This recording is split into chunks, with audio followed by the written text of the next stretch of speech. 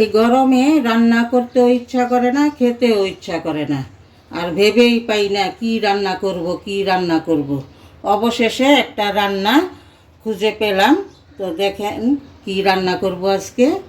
এখানে নিয়েছি ট্যাংরা মাছ, আলু, বেশি করে টমেটো নিয়েছি, আর এখানে নিয়েছি রাঁধুনি। এই রাঁধুনি ফোড়ন দিয়ে আজকে ট্যাংরা, আলু, টমেটোর একটা পাতলা ঝোল রান্না করব, খেতে ভালো লাগবে। তো আমি এখন রান্না শুরু করি, আপনারা ভিডিওটা শুরু থেকে শেষ পর্যন্ত দেখবেন। প্রথমে মাছটা ভেজে নিব। মাছ ভাজার জন্য চুলায় কড়াই বসাই দিয়েছি। এখন দিয়ে দিই তেল। তেল গরম হয়ে গেছে, এখন মাছগুলো ছেড়ে দেই। মাছে লবণ হলুদ মাখাই নিয়েছি, এখন মাছগুলো ভেজে নিব।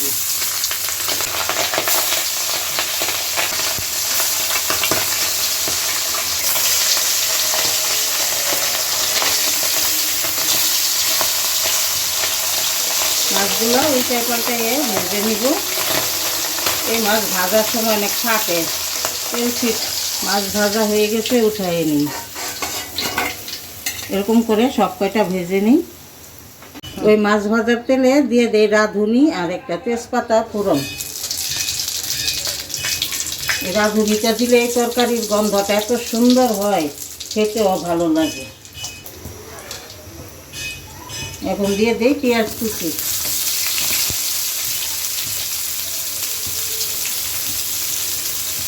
পেঁয়াজটা একটু মজায় নিব।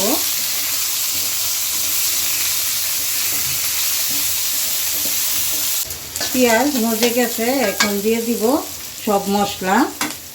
দিয়ে দেই আদা রসুন বাটা, হলুদ গুঁড়া, শুকনো মরিচের গুঁড়া, ধনিয়া গুঁড়া। এখন একটু পানি দিয়ে মশলাটা কষাই নিব।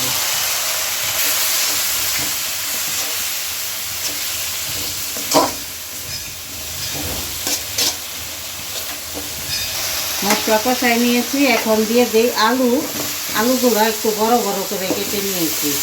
আর আজকে ঘরে মেহমান আছে, আমার এই মেহমানেরও এই তরকারিটা খুবই পছন্দ, তাই রান্না করছি। এখন আলু কষাই নিব।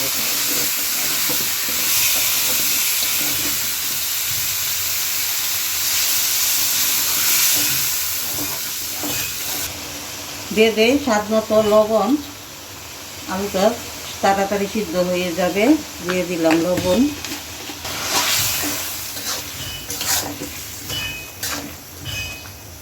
এখন ঢেকে দেই, আবার ঢাকনা খুলে নেড়ে দিব। এভাবে আলুটা সিদ্ধ হওয়া পর্যন্ত কষাই নিব। আলু সিদ্ধ হয়ে গেছে, এখন দিয়ে দিব টমেটো। এই টমেটোগুলোও একদম ভালো করে কষাইয়ে একেবারে ঘেঁটে দিব, আস্ত রাখবো না।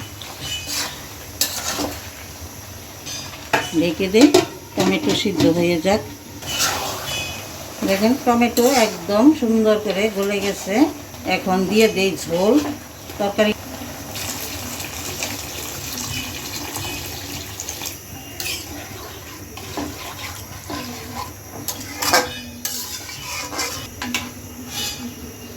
তরকারি থেকে 2-3 টুকরা আলু নিয়ে আমি এটা ভেঙে দিব, তাহলে তরকারিটা আরও মজা হবে। এই কয়েকটা টুকরো আমি পরে ভেঙে দিয়ে দিব।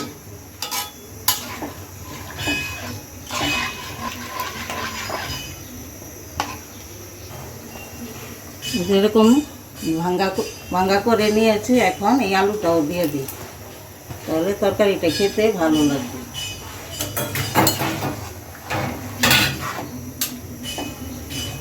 এখন ঢেকে দেই, বলক উঠুক। তরকারি ফুটে উঠছে, আর ভালো করে জাল পাওয়াই নিয়েছি, জাল হয়ে গেছে। এখন দিয়ে দিব ভেজে রাখা মাছগুলো।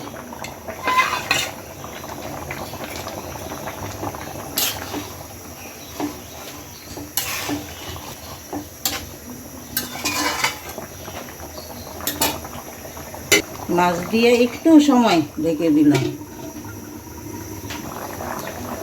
তরকারি হয়ে গেছে, অনেক সুন্দর একটা গন্ধ বের হয়েছে।